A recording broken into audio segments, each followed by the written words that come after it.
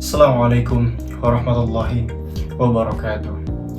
Bismillahirrahmanirrahim. Alhamdulillahi rabbil alamin. Wabihi nasta'inu ala umuri dunya waddin. Wassalatu wassalamu ala asrafil anbiya'i wal mursalin wa ala alihi wa sahbihi ajma'in. Amma ba'du.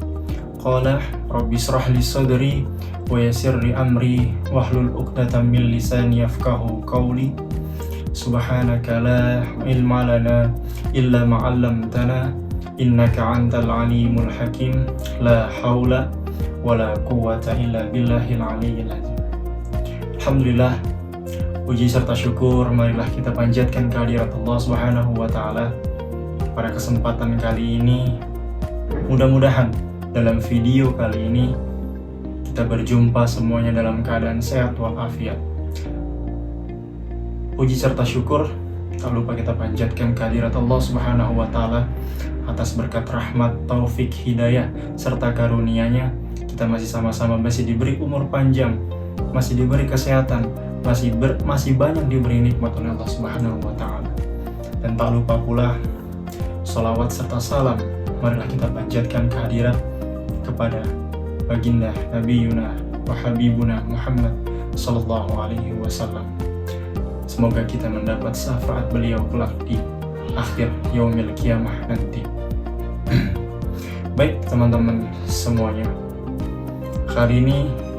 di video kali ini kita sama-sama akan membahas apa sih amalan yang paling Allah cintai terhadap hambanya ketika di dunia untuk melakukan sesuatu kepadanya. Yang pertama, suatu ketika ada salah seorang sahabat bernama Abdullah ibn Mas'ud radhiyallahu anhu bertanya kepada Rasulullah, "Ya Rasulullah, ayyul amali afdal?" Apa amalan yang paling utama, yang paling dicintai oleh Allah Subhanahu wa taala ya Rasulullah, kata beliau. Rasulullah pun menjawab, qala as-salatu ala waqtiha, salat tepat pada waktunya. Itu amalan pertama yang paling Allah cintai terhadap hambanya. Salat tepat pada waktunya. Kenapa salat? Salat adalah tiang agama. Ibaratnya tiang pada sebuah bangunan. Ketika tiangnya hancur, tiangnya roboh, tiangnya tidak ada kekuatan, bagaimana dengan bangunan? Pasti bangunannya pun akan hancur, akan roboh. Begitu juga agama. Salat adalah tiang agama. Ketika salat tidak dijalankan, ketika salat dianggap sepele, ketika salat dianggap semena-mena, ketika hambanya malas untuk menunaikan salat, maka hancurlah agamanya. Itu di filosofinya. Lalu yang kedua, salat adalah amalan yang paling pertama kali Allah hisab ketika nanti di yaumil qiyamah, di yaumil akhir. Inna awwalu ma yuhasabu bihi abdu yaumal qiyamati as-shalah.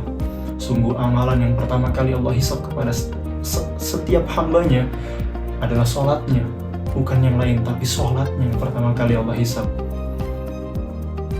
Fa ija sholahat fasadat kulluh.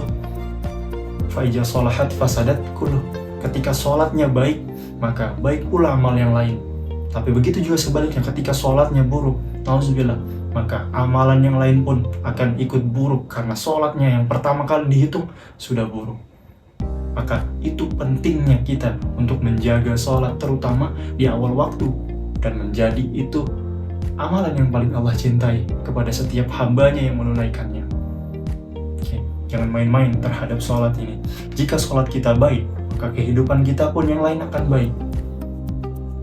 Jadi ketika ada orang yang bingung, ketika hidupnya susah, ketika hidupnya bermasalah, ketika hidupnya penuh ujian, tapi dia bingung mau mulai dari mana lagi, yang pertama kali harus dia rubah ialah, yang pertama kali harus dia perbaiki ialah sholatnya.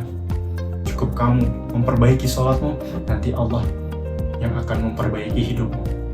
Itu dia. Lalu yang selanjutnya, sahabat Abdullah ibn Mas'ud pun bertanya kepada Rasulullah, "Ya Rasulullah, apalagi selanjutnya amalan yang paling utama di sisi Allah Subhanahu wa taala?" Qala Rasulullah, "Albirrul walidain." berbakti kepada kedua orang tua, ibu dan bapak. begitu besarnya tingkat kedua orang tua kita di sisi Allah, ibu bapak kita di sisi Allah. Bahkan Allah perintahkan, Allah jelaskan ketika kita menyembah Allah, selanjutnya kita harus berbakti kepada kedua orang tua kita. Wa qada rabbuka alla ta'budu illa iyyahu wa bil walidaini ihsana. Dan ketika Tuhanmu memerintahkan kepadamu, jangan sampai engkau menyembah kecuali Dia, dan hendaklah engkau berbuat baik, berbakti kepada kedua orang tuamu. Berbakti kedua orang tua sampai ajal menjemput mereka, kita harus berbakti. Bahkan ketika mereka sudah meninggal pun kita harus tetap berbakti kepada mereka berdua. Dengan cara apa? Dengan cara mendoakan keduanya, dengan senantiasa berbuat baik, senantiasa menebar kebaikan. Karena apa? Ketika kita menebar kebaikan, maka pahala dan ganjarannya pun akan sampai kepada kedua orang tua kita apabila kedua orang tua kita sudah meninggal dunia. Itu. Ridho Allah fi ridhol walidain, suqtullah fi suqtil walidain. Ridho Allah tergantung pada ridho orang tua, dan murkanya Allah juga tergantung terhadap murkanya kedua orang tua kita. Maka jangan sampai sekali-kali kita menyakiti hati kedua orang tua kita, terutama ibu kita, karena dialah yang susah payah membesarkan kita, melahirkan kita sampai kita menjadi seseorang di dunia ini. Maka perintah untuk berbakti kepada kedua orang tua sangat ditekankan oleh Allah untuk dilaksanakan oleh seorang anak kepada ibu dan bapaknya. Lalu yang ketiga, sahabat Abdullah bin Mas'ud bertanya lagi kepada Rasulullah, "Ya Rasulullah, apa lagi ya Rasulullah?" Rasulullah pun menjawab, "Al-jihadu fi sabilillah." Jihad di jalan Allah. Banyak macam-macam jihad sekarang. Kalau dulu jihad ya berperang di jalan Allah untuk menegakkan agama Allah, untuk membela agama Allah. Tapi sekarang kita tidak ada lagi perang. Jadi jihad kita berbeda. Jihad kita apa? Jihad kita jihad melawan hawa nafsu, jihad untuk menuntut ilmu, jihad untuk menafkahi keluarga, bekerja. Itu jihad. Yang pertama, jihad melawan hawa nafsu. Kita sekarang hidup nggak susah seperti zaman dahulu, harus berperang, harus pergi perang ke sana, harus membela agama Allah sampai bertumpah darah. Enggak. Sekarang kita cuma diperintahkan untuk jihad melawan hawa nafsu kita masing-masing. Supaya apa? Supaya kita tidak terjerumus kepada hal-hal yang subhat, hal-hal yang haram. Itu kita harus bisa jihad melawan hawa nafsu kita sendiri. Lalu yang kedua, jihad dalam menuntut ilmu. Wajib kita untuk menuntut ilmu. Menuntut ilmu bukan cuma SD, SMP, SMA, S1, S2, S3. Ketika S3 selesai sudah cukup. Bukan. Tapi menuntut ilmu adalah at-talabul ilmi ila lahdilal mahdi. Menuntut ilmu itu dari ketika lahir sampai nanti di liang lahat. Jadi setidaknya setiap hari kita harus improve diri kita untuk mencari lagi, menggali lagi, memahami lagi segala macam ilmu. Karena semuanya di dunia ini butuh ilmu, dan di akhirat pun butuh ilmu. Man aradad dunya fa'alaihi bil ilmi, wa man aradal akhirah fa'alaihi bil ilmi, wa man aradahuma fa'alaihi bil ilmi. Jika kamu ingin dunia, pahami ilmunya, pelajari ilmunya, pakai ilmunya untuk dapat di dunia. Jika kamu ingin akhirat, pelajari ilmu akhirat, pahami ilmu akhirat, pakai ilmunya, pakai ilmu akhiratnya. Dan jika kamu ingin kedua-duanya, dunia dan akhirat, maka kamu harus mempelajari juga, memahaminya juga, dan pakai ilmu yang sudah engkau pahami dan engkau pelajari itu. Oke, menjadi pintar itu harus wajib bagi setiap muslim.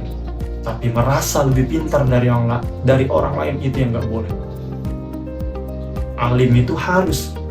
Menjadi seorang yang alim itu harus, tapi merasa lebih alim, merasa lebih baik dari orang lain itu yang nggak boleh, itu yang dilarang oleh Allah Subhanahu wa Ta'ala. Oke, lalu yang ketiga, jihad untuk keluarga, mencari nafkah itu benar masuk jihad. Kita bekerja pagi, siang, sore, malam untuk memenuhi kebutuhan keluarga kita, anak dan istri kita, itu termasuk jihad di jalan Allah. Ganjarannya sangat luar biasa besar.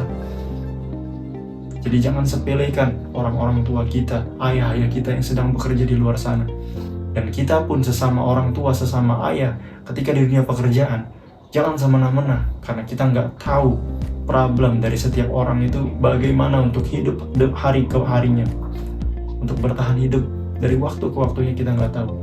Jadi tetaplah berbuat baik kepada sesama. Oke, hablu minallah dan hablu minan nasnya kita harus jalankan secara beriringan. Oke, itulah amalan yang paling Allah cintai. Ada salat tepat pada waktunya, berbakti kepada orang tua, dan jihad fisabilillah. Tuh, semoga bermanfaat. Barakallahu fikum. Assalamualaikum. Allahul muwaffiq ila aqwamit thoriq. Assalamualaikum warahmatullahi wabarakatuh.